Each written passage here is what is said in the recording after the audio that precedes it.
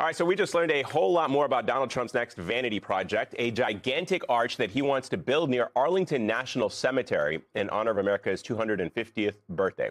The Washington Post reports, quote, Trump has grown attached to the idea of a 250-foot tall structure overlooking the Potomac River, according to two people who spoke on the condition of anonymity to discuss or to describe his comments, a scale that has alarmed some architectural experts who initially supported the idea of an arch but expected a far smaller one. For comparison, the White House is about 60 feet tall. The Lincoln Memorial is about 99 feet tall, meaning the so-called Arc de Trump would dwarf both of them and be nearly as tall as the Capitol. A monument taller than memory and louder than politics. Why now? Because timing is the message. Trump's reported fascination with a 250-foot arch near Arlington doesn't emerge in a vacuum.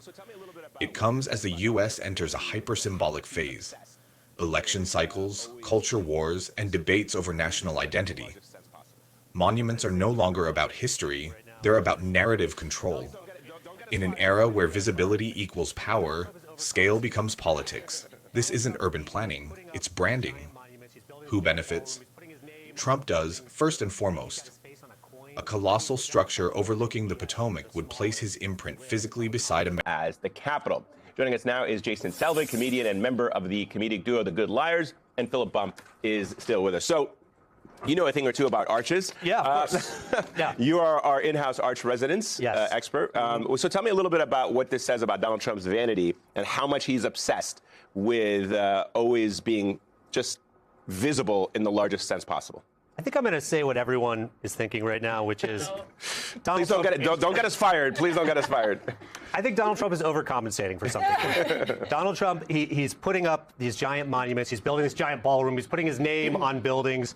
He's got his face on a coin. I mean, Donald Trump must think he has the smallest list of accomplishments of any president in United States history to do things like this. And this is not the normal routine of things. Like, you don't build a monument for yourself. Usually you die and then somebody says, you did such a great job for America, we want to honor you. We're going to honor you. John F. Kennedy, a memorial to him because he was assassinated, was constructed, and now it's the Trump Kennedy Center. The Trump Kennedy Memorial Center. Yeah, it's the opposite of what people do. It's very unusual for a U.S. president to do that. It's very not common in dictators. Exactly, but Donald Trump, I think, he is obsessed with appearing great and not necessarily achieving great things. Like, he is used to things being handed to him. He was like a rich kid growing up, kind of entitled. And he's just like, I'm just going to build this for myself. I'm going to put my face on a coin. I'm going to do all these things for myself to appear great because I keep saying the National Parks Pass, lots of other things. I will say this whole story reminded me a little bit of a really tone-deaf thing that Donald Trump said either on or around 9/11. Can we play that? Oh, yeah, it's bad. 40 Wall Street actually was the second tallest building in downtown Manhattan, and it was actually, before the World Trade Center, was the tallest. And then when they built the World Trade Center, it became known as the second tallest, and now it's the tallest. It's smoke coming up. Oh my God, I had forgotten that was like on 9/11. Okay. He said something similar at a Trump rally, the first one we went to. He said a woman gave him her family Bible, and he was like, oh, this is my favorite book by far. Even better than my own books by far. Like, he is so tone deaf with things that all has to be compared to himself. It's very strange behavior. And I'll just point out, I looked at that a couple of years ago for the Washington Post, and that wasn't even true. It wasn't. It did not then become the second tallest book. It's hard to believe. I hate to. That's not my Donald Trump. That's not the Trump I voted for. I can't believe it.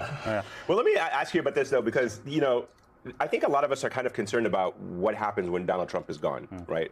And I have not yet heard a Democratic politician stand up and say, don't worry, he can do all this stuff now. But I promise you, when Democrats come into office, every single thing he has done, we will literally destroy, including the ballroom that he is building. Right. I would like a Democrat to stand up and say, maybe it'll happen in the presidential race, but that's how I feel. And I'm saying, as like an American taxpayer, I don't care that we will spend more tax dollars to destroy that ballroom. But I don't want to see any Donald Trump arches. I do not want to see Donald Trump's name on the Kennedy Center. I do not want to see a ballroom that is co-sponsored by corporations in America built and have the name the Trump Ballroom. Sure. And if there's not a Democrat who's willing to stand up and say this is all going to go away as soon as we're done with Donald Trump, I don't know what the Democrats are doing. It may not be a priority, but I'm not sure there's going to be a Democrat who's ready to say all that in the next couple months, like maybe ahead of these midterms. But I imagine so by 2028. It's one of the reasons why when we were talking to Congressman Swalwell just a little bit ago, I was sort of asking him about whether some of the ideas he has around what to do with people who serve in ICE, like, are about retribution in a way. Because one of the, like, dizzying things right now is if you talk to Democratic voters,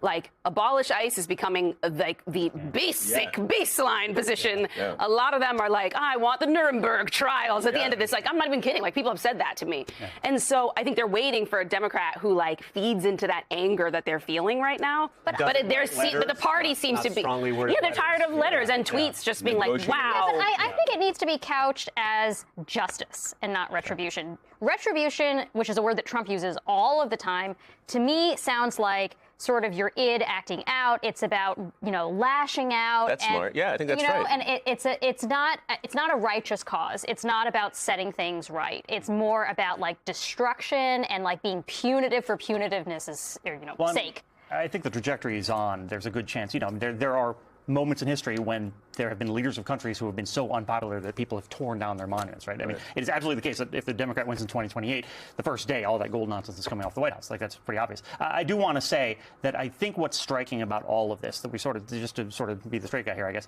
but that... Did you say straight guy? Yeah, all right. Well, I mean, relatively.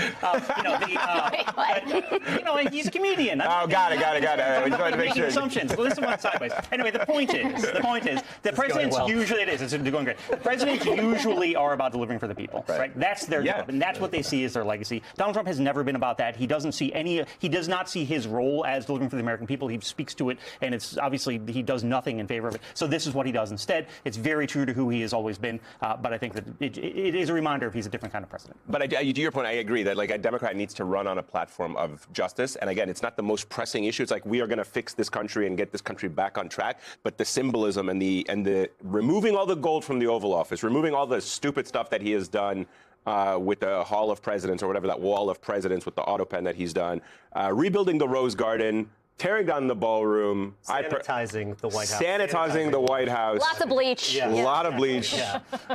Inject bleach in the White House. Yeah. There you go. Lots of White House sponsored by Clorox. Yeah. America's most sacred landmarks. It reframes legacy from service to spectacle. Media outlets benefit too. Controversy fuels coverage. And political polarization thrives. Supporters see strength, critics see narcissism. Lost in the middle? Architectural integrity, historical restraint, and bipartisan symbolism. What's the next scenario? 3 paths ahead? Quiet abandonment under pressure from preservationists and Congress. Downsizing. An arch survives, but not at Trump scale.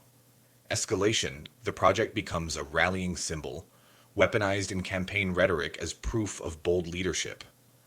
Either way, the arch has already served its purpose. It dominates attention. And in modern politics, attention is power.